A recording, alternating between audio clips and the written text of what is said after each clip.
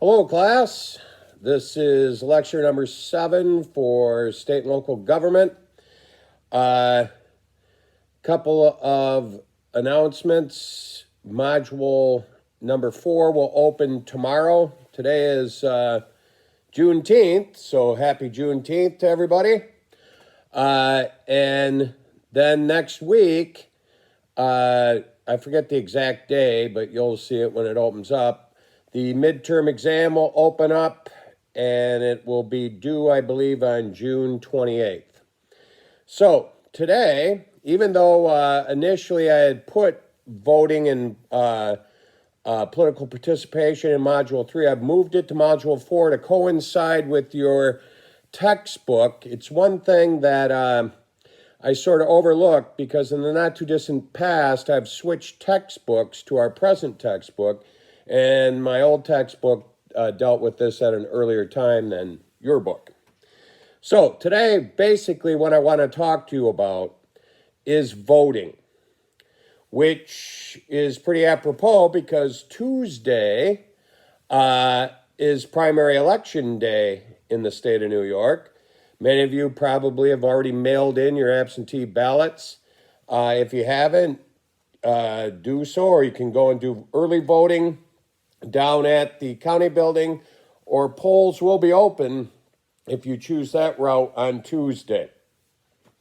So, also, coinciding with that, I've posted the debate that Clinton Community College sponsored with Mountain Lake PBS between the Democratic candidates for the mayor of Plattsburgh on our class site. I put it again in Module 4. So I'd like you to watch that so you can see a really good debate in action and evaluate it. Whether you're voting on the candidates or not, it's good to see this debate. And so there'll be more debates to come at Clinton Community College in concert with Mountain Lake PBS this fall. We hopefully will be sponsoring 3 different debates, but the news will come on that. So, back to just the process of voting and really my purpose here. Your book talks about this from all different aspects. But my interest in this particular area is how to increase voter turnout. I'm a big advocate of voting. In a democracy, it's basically your civic duty as a U.S. citizen to cast your vote. Our democratic system doesn't ask you to do very much. It asks you to pay your taxes, and really it asks you to vote, but it doesn't force you to vote.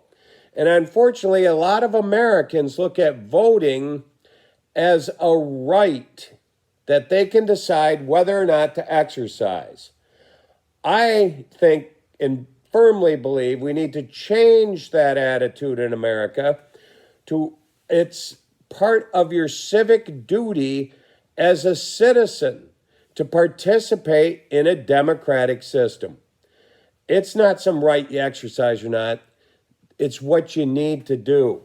It's your part in the whole system. So, obviously ways to change that. One big reform to increase voter turnout, plain and simple, is more education on the subject, especially in high schools. High school students in New York State are lucky if they get 1 semester of an American government class. And there needs to be much more emphasis on what was known when I was a high school student as training in civics. In Michigan, when I was a high school student, we had to take an entire year-long class in 9th grade on civics, which was study of American government, voting, state and local government, you name it. So, education is a key. Now, one way to drastically increase voter turnout in the United States has to do with the registration process. In most states, or a majority of states, even though this number is changing dramatically, you have to register to vote sometime before the election occurs. And it can vary state to state to state. It can be 30 days before the election, 60, in some drastic cases, 90 days. And if you don't, you forget, you're not voting. And the problem is, in our society, we're a very mobile society. People move around all the time, especially when you're younger. And you move from a different voting district to voting district. And one of the last things you remember to do is change your voter registration.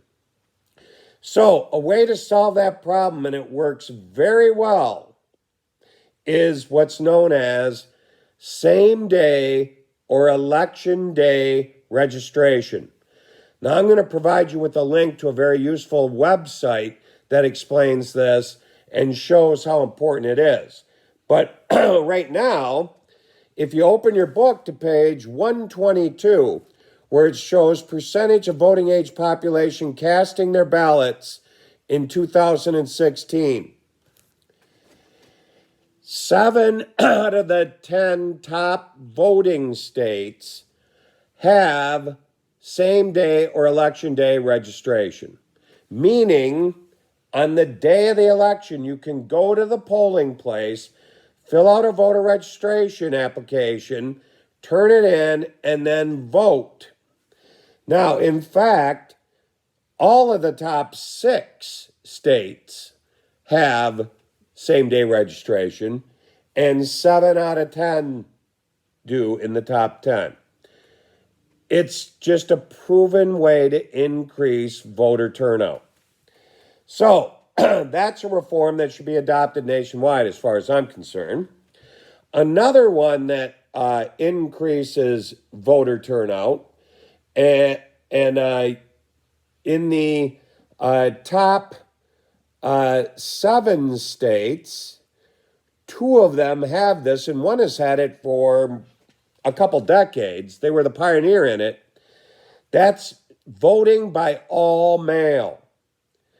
They don't open up polling places to vote. Every registered voter is mailed a ballot, and then they have to have it postmarked by election day, and they're all processed by the state and locales.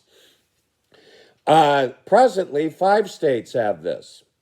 Oregon was the leader in this. They've had it for more than 2 decades, and it works really great. And if you look at that chart, they're 7th on the list, and they don't have same-day registration. And the other states that have voting by mail only are Hawaii, Oregon, Washington State, and Utah. And many more states are considering it right now because of the COVID-19 crisis. It's a great way to increase voter turnout. It's also, contrary to what you might be reading from some sources, it is not racked with fraud. Oregon has a very great 2-step process where everybody's assigned a PIN number. They have to write on it, and there's basically no fraud. And it would save money once the transition is made. Because here's how it basically saves money. You don't have to open up all those polling places everywhere across the counties, cities, and states. That's very expensive. I think I've mentioned this before, that all the people that are in those polling places are paid and trained at the expense of the state, counties, and cities. You wouldn't have them. You don't need to have and maintain those voting machines anymore. You'd have centralized processing machines for the mail-in ballots. So in the long run, it would save a tremendous amount of money also. So it seems to be like a no-brainer.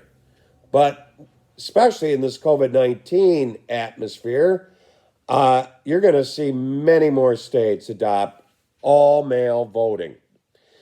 Now, another way to increase voting along the same line as voter registration, and you'll see the statistics on this on the same website I'm going to send you about same-day registration, is automatic registration. A handful of states have adopted this. New York's considering it. And this means that when you turn 18, if you're a resident of the state that you live in, you're automatically registered to vote. You don't have to fill out any paperwork. So that also would increase voter turnout tremendously. One other method that has been tossed around, but whether or not this will ever come true, is making election day at least every 2 years for midterm and presidential elections, make it a national holiday. That's what happens in Europe. And also that's why practically every European country enjoys much higher voter turnout rates than the United States does. The United States, I'll have some other websites concerning voter turnout and whatnot. Our rates are dismal. And they're, New York State, if you look for us on this chart, I should have looked for it in advance, we're historically one of the worst. Where are we in this particular election?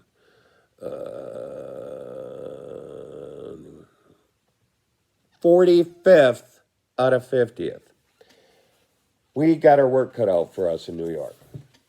So that's a way to increase voter turnout. Whether the federal government would pass that, there's always opposition by business. They don't like giving us Americans a paid day off. So it's in the near future, that's highly unlikely. Now, I already mentioned when we were talking about direct democracy, and in fact, if you look on page 126, 127 in chapter 5, there's a chart showing you popular referendum, ballot initiative, constitutional amendment, and recall of officials, the forms of direct democracy I was talking about before. There's a chart showing you which states have them and which states don't. And obviously, as I pointed out with New York, we don't have any of those forms of direct democracy, even though in the future we may. Having those, as I pointed out in a previous lecture, increases voter turnout from 3 to 5%. So that seems to be a no-brainer also. Now, a couple other things on voter turnout. I know there's a lot of talk about one way to increase voter turnout would be voting on the internet. So you wouldn't even have to leave your home. You could use your phone or your computer or whatnot. Presently, there is no such thing as a completely secure website. And unfortunately, if we tried to have voting online, hackers, either teenage hackers who do it for the hell of it, or worse yet, foreign countries would attempt to hack our system and distort our election and make our democracy look idiotic. There are several different things in the works. I believe what might be the breakthrough in website security, if my memory serves me correct, I just read an article on this the other day, is link chain or something like that, chain link or something like that technology, which supposedly, when it's developed to its fullest, will make a secure website. But only time will tell.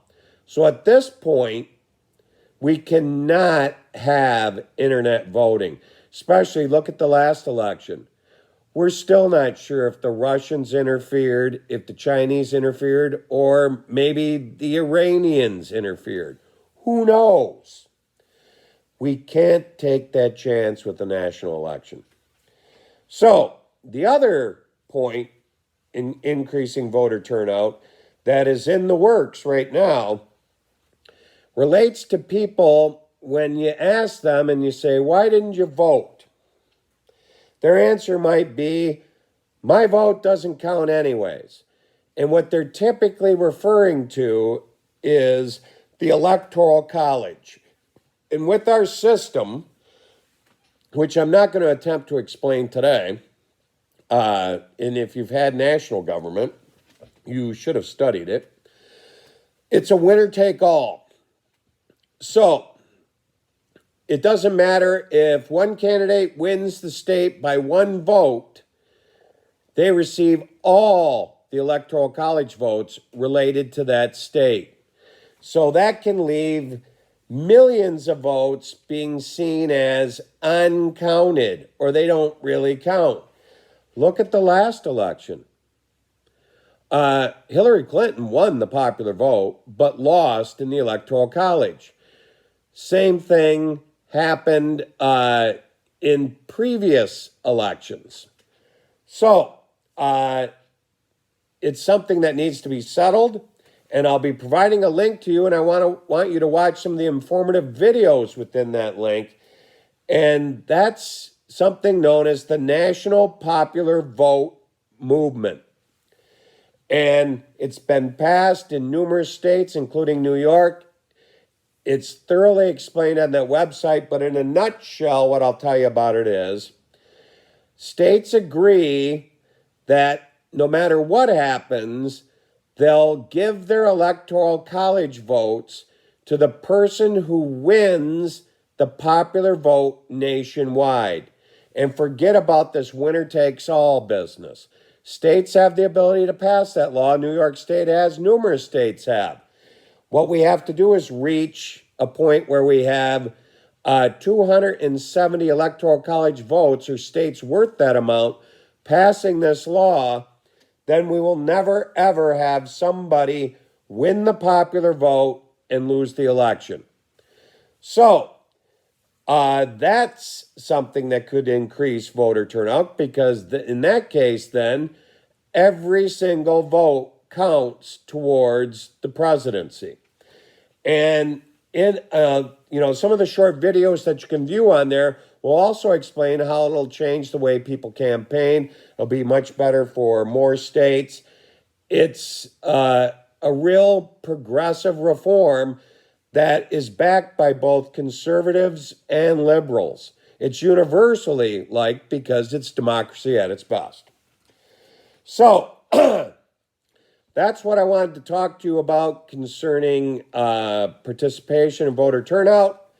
I'm going to take a break, and I'm going to record another short lecture on political parties and interest groups. So I'll talk to you soon. Take care.